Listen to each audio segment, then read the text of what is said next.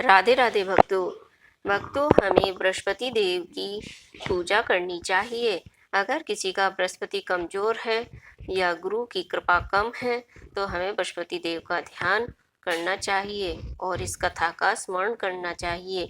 जो भी इस कथा को पढ़ता है या सुनता है उसको विद्या, बुद्धि, धन की प्राप्ति होती है। तो शुरू करते हैं बृहस्पति देव की कथा। प्राचीन काल में एक बहुत ही निर्धन ब्राह्मण था। उसके कोई संतान नहीं थी। वह नित्य पूजा पाठ करता, परंतु उसकी स्त्री मलिनता के साथ रहती थी। वह न स्नान करती और न ही किसी देवता का पूजन करती। प्रातः काल उठते ही सर्वप्रथम भोजन करती, बाद में कोई अन्य कार्य करती। ब्राह्मण देवता तो बहुत दुखी रहते थे। पत्नी को बहुत समझाते, किंतु उसका कोई परिणाम न निकलता। भगवान की अनुकंपा से एक समय उस ब्राह्मण की पत्नी गर्भवती हुई और 10वें महीने में एक सुंदर कन्या को जन्म दिया। निर्धन ब्राह्मण कन्या के जन्म से बहुत दुखी हुआ। धीरे धीरे ब्राह्मण की कन्या बड़ी होने लगी। बचपन से ही उस कन्या की रुचि भगवान विष्णु की पूजा में थी। वह प्रातः उठते ही स्नान आदि करके भगवान विष्णु की पूजा करने को मंदिर में जाती थी। बृहस्पतिवार को व्रत करके विधिपूत पूजा पाठ करती थी और पूजा पाठ करने के बाद वह पढ़ने के लिए पाठशाला में जाती थी। घर से मुट्ठी भर वह जौ लेकर जाती और रास्ते में थोड़े थोड़े जौ गिराती जाती। जब वह पाठशाला से घर तक लौटती तो जौ के दाने सोने के दाने में बदले हुए मिलते। लड़की सभी सोने के दाने बीन लाती थी। एक दिन जब वह सोने के दानों को साफ कर रही थी तो उसकी माँ ने कहा, बेटी, सोने के दाने साफ करने के लिए सोने का सूप भी होना चाहिए। अगले दिन बृहस्पतिवार था। उसने भगवान बृहस्पति देव की पूजा करते हुए प्रार्थना की, हे भगवान, यदि मैंने आपका व्रत विधिवत किया हो तो मुझे सोने का सूप दे दो।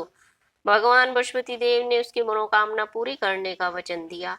पाठशाला से लौटते समय उसी रास्ते में सोने का सूप पड़ा हुआ मिला। घर से लौटकर सोने के सूप अपनी माँ को दिखाकर वह सोने के दाने साफ करने में लग गई। उसी समय नगर का राजकुमार उसके घर के पास से गुजर रहा था। उस सुंदर लड़की को सोने के सूप में जौ साफ करते देख राजकुमार उस पर मोहित हो गया। महल में आकर राजकुमार ने राजा से उस लड़की से विवाह करने की इच्छा प्रकट की। तो राजा ने ब्राह्मण को महल में बुलाकर राजकुमार से उस लड़की के विवाह की बात कही। ब्राह्मण तैयार हो गया। धूमधाम से उस लड़की का विवाह राजकुमार से हो गया। दुल्हन बनकर ब्राह्मण की लड़की महल में चली गई।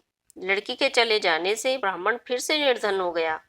उसे कई कई दिन तक भोजन भी नहीं मिलता था, परंतु दुखी होकर ब्राह्मण एक दिन अपनी लड़की के पास गया और अपने पिता को से निर्धनता का समाचार सुनकर उसे बहुत सा धन देकर पिता को विदा कर दिया। उस धन से ब्राह्मण के कुछ दिन तो आराम से गुजर गए, लेकिन जल्दी ही फिर से भूखों मरने की हालत हो गई। ब्राह्मण अपनी लड़की से धन लेने के लिए फिर महल में पहुंचा। लड़की ने पिता की बुरी हालत देखकर कहा, पिताजी, आखिर कब तक मुझसे धन लेकर जीवन यापन करेंगे? आप कोई ऐसा उपाय क्यों नहीं करते जिससे आपका घर धन और संपत्ति से भर जाए? ब्राह्मण ने कहा, मैंने तेरी माँ को बहुत समझा लिया, पर उसकी समझ में कुछ नहीं आता। उसका फूहड़पन नष्ट हो तो घर की निर्धनता भी दूर हो जाए। तब कुछ सोचकर लड़की ने पिता से कहा, पिताजी, आप कुछ दिनों को के लिए मेरी माँ को मेरे पास छोड़ जाओ। तब कुछ सोचकर ब्राह्मण की पत्नी अपनी लड़की के पास उसकी माँ को छोड़ आया। लड़की ने अपनी माँ से कहा, माँ, तुम प्रातःकाल उठकर स्नान आदि करके बृहस्पति देव की पूजा अवश्य करना। पूजा करने से तुम्हारी निर्धनता अवश्य दूर हो जाएगी। लेकिन उसकी माँ ने उसकी कोई बात नहीं मानी। तब क्रोधित होकर लड़की ने अपनी माँ को एक कक्ष में बंद कर दिया और सूर्योदय के समय उठाकर जबरदस्ती उनसे स्नान कराया और फिर मंदिर में ले जाकर भगवान बृहस्पति देव की पूजा कराई। कुछ दिनों तक ऐसा करने से माँ की बुद्धि में परिवर्तन हुआ और वह स्वयं बृहस्पतिवार का व्रत रखने लग गई। उनके व्रत रखने से ब्राह्मण के घर में भगवान विष्णु की अनुकंपा से धन की वर्षा होने लगी। दोनों पति पत्नी धन संपत्ति पाकर आनंद पूर्वक जीवन यापन करने लगे और विष्णु धाम को चले गए। लकड़हारा बने राजा ने उस साधु से भगवान बृहस्पति देव की कथा सुनकर बृहस्पतिवार का व्रत करके भगवान विष्णु की पूजा की उस दिन से उसके सभी कलेश दूर हो गए और अगले बृहस्पतिवार को कामकाज में अधिक व्यस्त रहने के कारण उसने बृहस्पति देव का व्रत नहीं किया। भगवान बृहस्पति देव लकड़हारे से क्रोधित हो गए और उसे भूल की सजा दी। बोलिए बृहस्पति देव भगवान की जय।